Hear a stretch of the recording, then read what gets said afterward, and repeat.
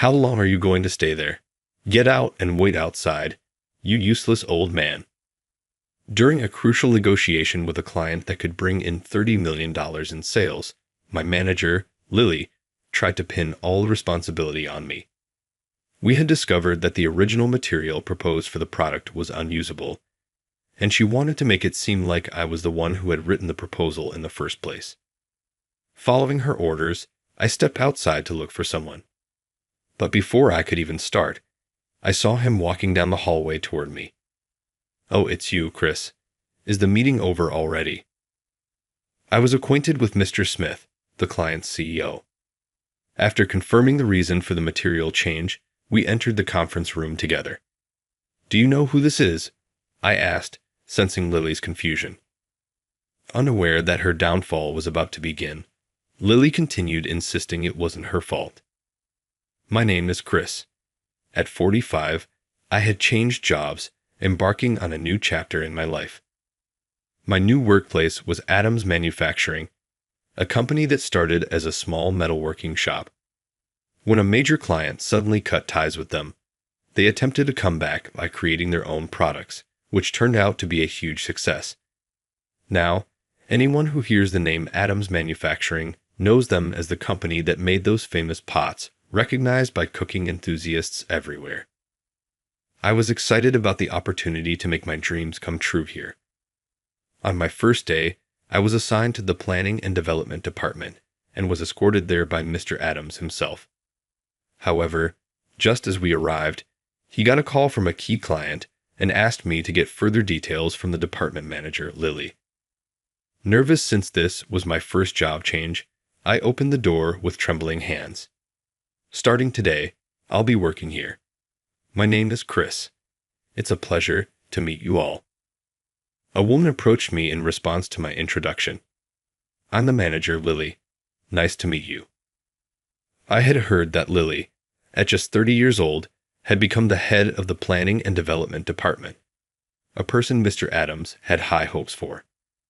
Given her young age, I was worried she might have a harsh personality, but her gentle smile eased my concerns. "Mr. Adams has told me a lot about you, Lily. I'm honored to work under someone like you. Even as a newcomer, I was 15 years older than her. While gradually transitioning might have been okay, I should have found it odd that she used no formal language with me right from the start. I've heard about you too, from Mr. Adams. You enjoy going to afternoon tea, right?" she said. I often went as part of my hobbies, but my real passion was, before I could finish explaining, Lily burst out laughing, leaving me stunned. A 45-year-old man with a hobby like afternoon tea. I struggled to keep from laughing in front of Mr. Adams when he told me. How could you proudly declare such an embarrassing hobby? No one would be unaffected by having their favorite things ridiculed. As I fell silent, Lily continued her attack. "Our company often gets media attention, you know. I can't imagine someone who switched jobs at 45 has any real talent. But I'd hate for people to find out that a creepy old man like you came up with a product that might not sell because of it. None of your ideas will see the light of day. That's all I wanted to say." Lily then delegated all the necessary work explanations to a nearby colleague. The next moment, she returned to her desk as if I didn't exist. Despite what Lily said, not submitting ideas while in the planning department would be like not working at all. Hoping she might change her mind after seeing my proposal, I submitted several, but all were promptly rejected. "Stop wasting paper and my time. I'm busy with Smith's project." Lily threw back the proposal papers without even looking at them. The A4 sheets, still clipped together, hit my face and scattered across the floor as the clip came loose. As I was about to break under the strain, the familiar name of the company brought me back to reality. "Is Smith from Smith Corporation?" "Yes, our important client. Surely you know that much." Smith Corporation specializes in kitchenware. They don't manufacture their own products, but select items they deem good to sell in their stores. According to Lily, they were planning to open a store focused on tea products, and we were tasked with producing a stainless steel teapot to be their flagship item. With a price around $100 and being a collaboration between us and Smith Corporation, it was expected to sell well, potentially bringing in $30 million in sales. Mr. Adams mentioned you should prepare the proposal for Smith's project. I guess he thinks of it as a training exercise, but who knows what he's thinking. I understand. I'll have it ready by the end of the day. Lily laughed derisively at my prompt agreement. You don't need to make it. I'll do it all. I'll let you sit in on the meeting, but don't say a word. Understood. Then could I see the proposal you've prepared beforehand? Lily looked genuinely confused by my request. What are you talking about? A newcomer sitting in on the meeting doesn't get to speak. Therefore, there's no need for you to see the proposal. Just act like you don't exist and don't get in my way. Got it. A month later, I attended the meeting with Smith Corporation. Following Lily's instructions, I silently listened to the conversation. The product Lily had developed for our important client was impeccable in both design and functionality. It was the kind of product I would want to buy myself. The client's representative was also impressed, and the discussion progressed smoothly. Feeling unnecessary, I casually flipped through the proposal. Things took a drastic turn a few days later when Lily received a phone call. She stood up abruptly. What do you mean now? Do you know who I am? Wait a minute. After arguing with the caller for a few minutes, she stormed out of the office, clutching her company phone. A colleague who had answered the call first told me it was Tony, our factory manager. Given the timing, it had to be about the product we were developing with Smith Corporation. While I worried, Lily turned with an unsettling smile. Chris, we need to go see Mr. Smith tomorrow. Make sure you're there. Her sweet tone gave me a bad feeling. I'll send you the new proposal once it's ready. Review it before tomorrow. Am I allowed to see it this time? On second thought, you need to see it to learn. Read my perfect proposal and use it someday. Within an hour, the new proposal was in my inbox. Since Lily had quickly collected the previous proposal, and I didn't have access to the files, I couldn't be sure, but it didn't seem like much had changed. It was odd that there were no changes despite the heated phone call. Still uneasy, I attended the second meeting the next day. As I tried to sit down in the client's conference room, Lily grabbed my shoulders and made me stand. Actually, the content presented last time was developed by Chris.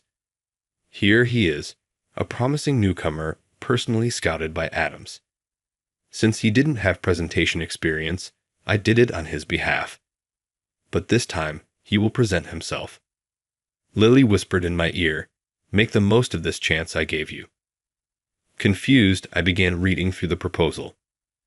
Under Lily's direction, there were no changes from the previous proposal, yet I had to start the explanation from scratch, which made no sense to me. I wondered if the client wouldn't find it odd to hear the same pitch again, but they seemed to be watching my presentation with interest, likely understanding that I was new.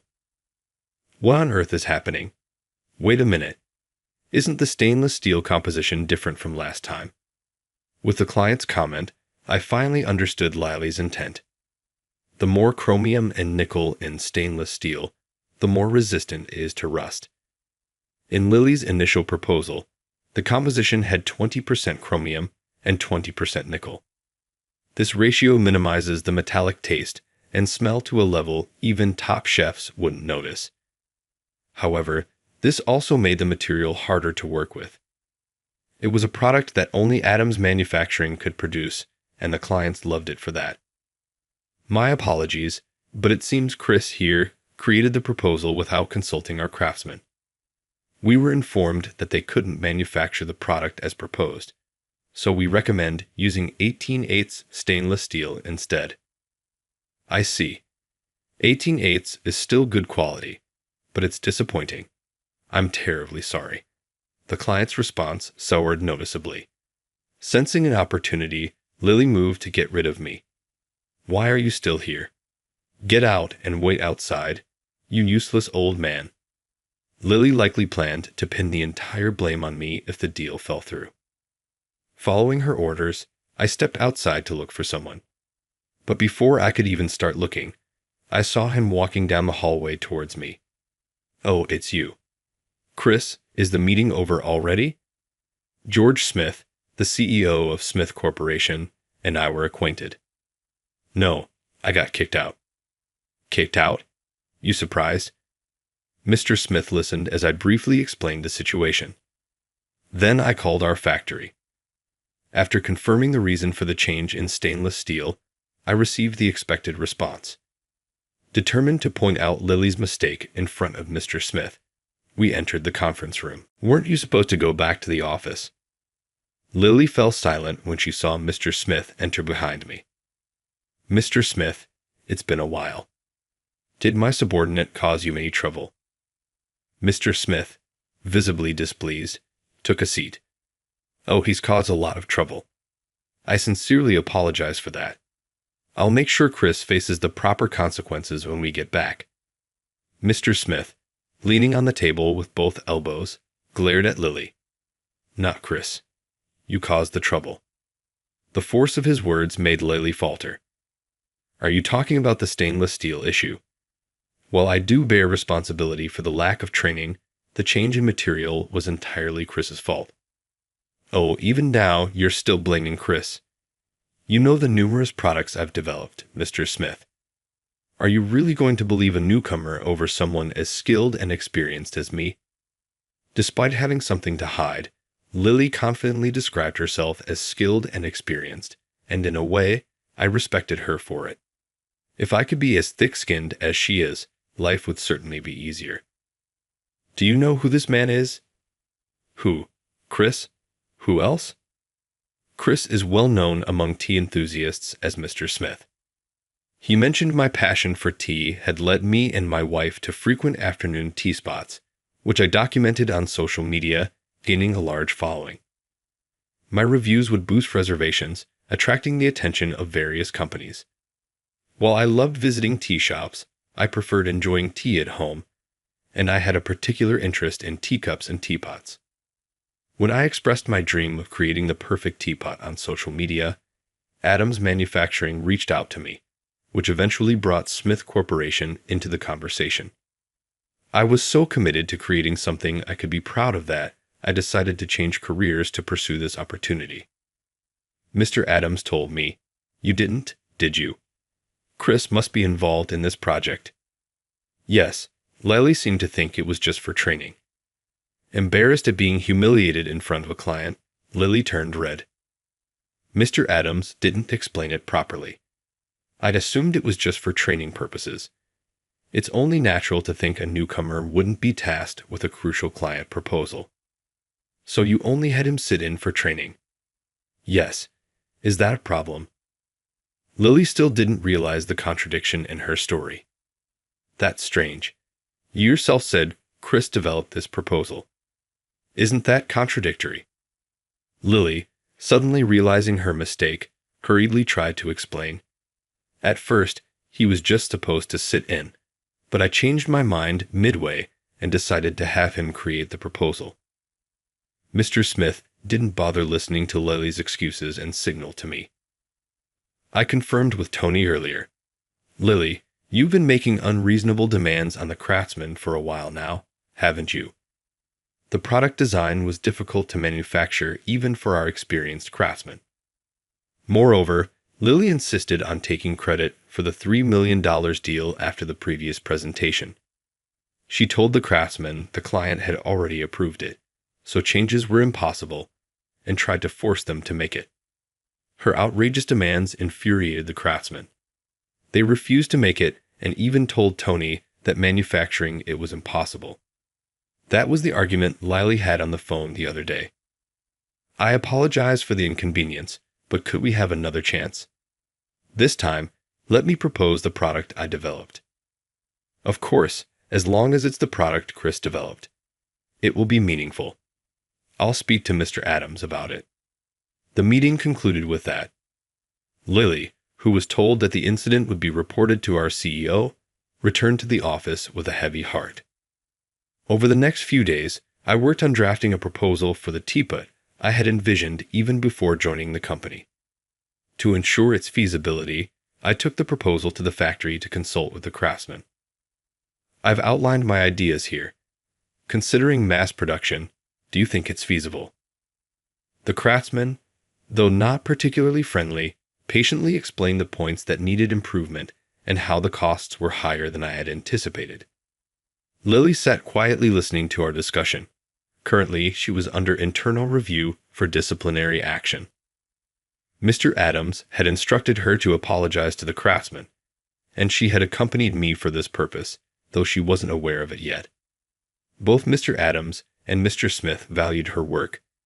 They were considering leniency in her punishment if she showed remorse and changed her attitude towards the craftsman. Thank you very much for your time today. I'll make the necessary corrections and return later for further confirmation. After shaking hands with the craftsman, I turned to look at Lily behind me. I had intended to signal that it was the right moment for her to apologize, but Lily, feeling humiliated, seemed to misunderstand. When I present my proposals, you always say it's impossible, but for his proposal, you give proper advice. Sensing trouble, I quickly tried to cover her mouth, but she swatted my hand away. You give this old man's proposal serious consideration because you're just a bunch of low-educated middle school and high school graduates who resent a beautiful, highly educated woman who climbed the ranks quickly. Mixing personal feelings with work is despicable. Seeing that Lily was entirely unrepentant, the craftsman's anger reached its peak. As I considered dragging her out, Tony intervened. Lily, our company's growth is thanks to the skills of these craftsmen. They are our pride, but that doesn't mean they can do everything. We need to discuss what can and can't be done and reach an agreement. I do want to discuss things with them, but they always say it can't be done and refuse to have a proper conversation. You call this discussion. You always send your proposals via email and demand they make it exactly as outlined. Every time, I have to intervene and make phone calls. Consider my position for once. Tony paused, sighed deeply. My dog listens better than you. It's laughable to call you highly educated. Being compared to a dog infuriated Lily. I have a meeting with Mr. Adams. I'll tell him how you're all dragging down our development. I pulled Lily aside to tell her the truth. Mr. Adams heard everything we just said. You're lying. You think I'll bow down to them. Think again. It's not a lie. Mr. Adams was listening to see if you would show remorse and lighten your punishment. That's why he was listening. ###. Here's your script with punctuation and paragraph formatting.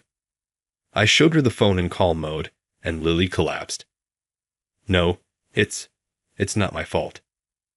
It is your fault. What would have happened if the craftsman had resigned because of you? Anyone who can't consider the company's interests doesn't deserve to be a manager. Lily stared at the floor in frustration.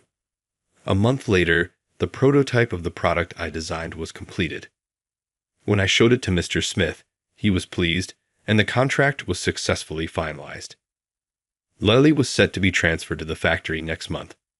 It was a message from Mr. Adams that she needed to reflect while working with the craftsman, but I doubted it would get through to her.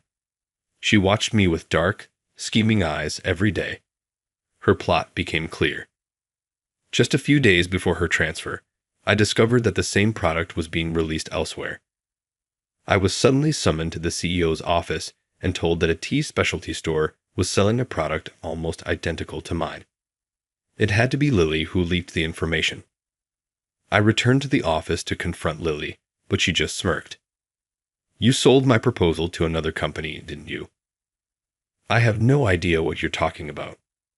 If that's how you want to play it, I have my ways. I immediately visited the company running the tea specialty store. They were shocked to hear my story.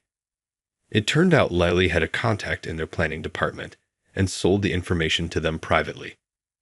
The other company was shocked to learn that the product they thought was their own creation had been stolen. When they called in the person responsible and confronted them, they quickly confessed out of fear. The other company agreed to stop selling the product immediately. Furthermore, When I showed them the prototype I had brought just in case, their CEO was so impressed that he wanted to implement it in their stores with cafe spaces.